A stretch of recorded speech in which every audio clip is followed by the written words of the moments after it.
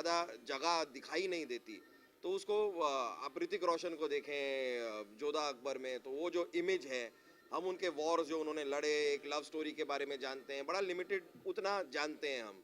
लेकिन हम बादशाह अकबर की पर्सनल लाइफ थोड़ा दिखाने लगे कि उनके अगर अपना कोई जंग पे नहीं जा रहे, कहीं बाहर नहीं निकल रहे, अगर अपने ही महल के अंदर हैं, तो उनकी पर्सनल लाइफ में अपनी बीवी से शायद थोड़े झगड़े होते होंगे। मतलब एक एक जो घरेलू बात होती है वो हमने दिखाने का अटेम्प्ट किया, जो कि ज़रा सा डाइसी था, थिंकिंग के will it work, won't it work, but touchwood it has worked and worked very well. आज हम 500 एपिसोड्स पे स्टैंड कर रहे हैं, 2 साल से ज़्यादा वक्त गुजार चुके हैं इस शो के साथ। तो I think being a historical comedy, not a regular comedy but a historical comedy which was a risky proposition, ये करते हुए यहाँ तक आना, I think we are more than happy. या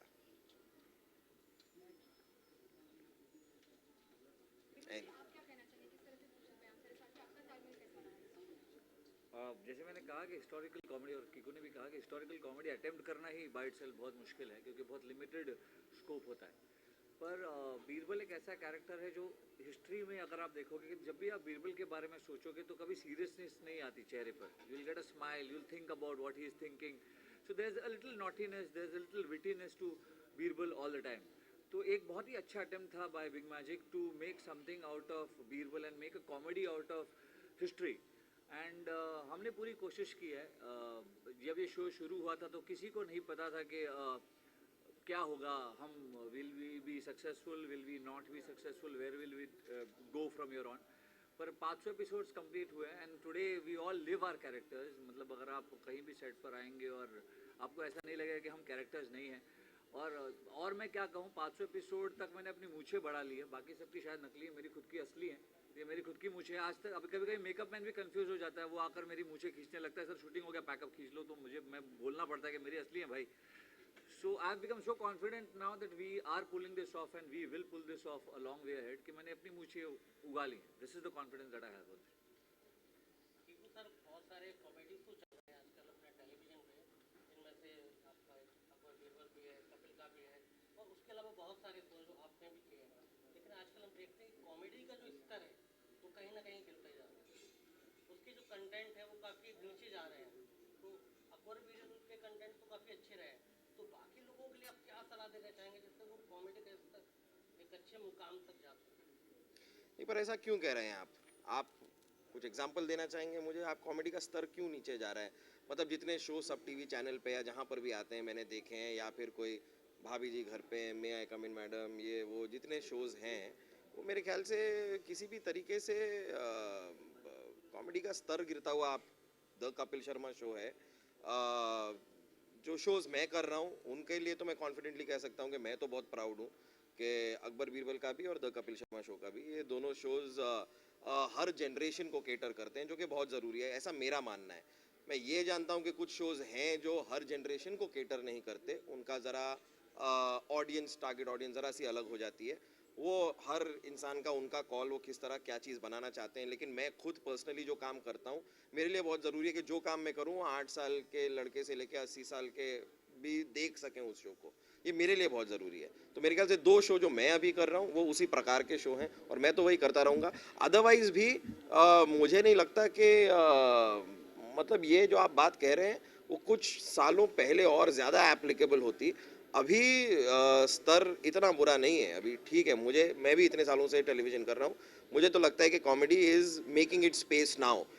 आप देखिए स्पेसिफिक चैनल तो होते ही हैं, लेकिन अगर एक एन टीवी पे एक शो और एक लाइफ ओके पे एक शो, कॉमेडी फैल रही है, अपनी अपनी जगह बना रही है, इन द रेगुलर जीईसी जो शोज होते हैं उनमें अपनी जगह बन रही है, तो I think that's a good trend.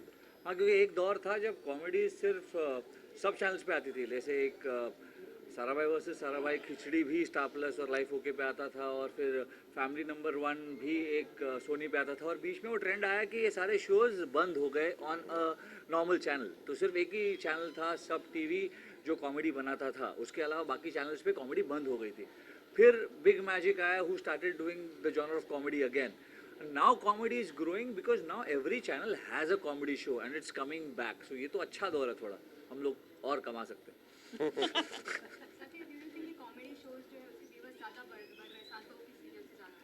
बिल्कुल बढ़ रहे हैं क्योंकि घर पे जब इंसान पूरे दिन थका मंदा आता है तो घर की औरतें भले ही कॉमेडी ना देखना चाहे और डेली शो देखना चाहे, लेकिन जो viewers male viewers I think comedy mostly is watched by male viewers, mostly, I am not saying all of it, but mostly comedy का जो जॉनर है इज मेल व्यूअर्स। और मेल, मुझे इस बात में कभी भरोसा नहीं हुआ है कि एक वुमेन ऑडियंस ही टेलीविज़न चलाती है और वुमेन को, जो औरतों को पसंद है वो बनाओ तो सीरियल हिट हो जाएगा। अगर ऐसा होता तो CID 16 साल से नहीं चलती क्योंकि उसमें औरतें होती ही नहीं।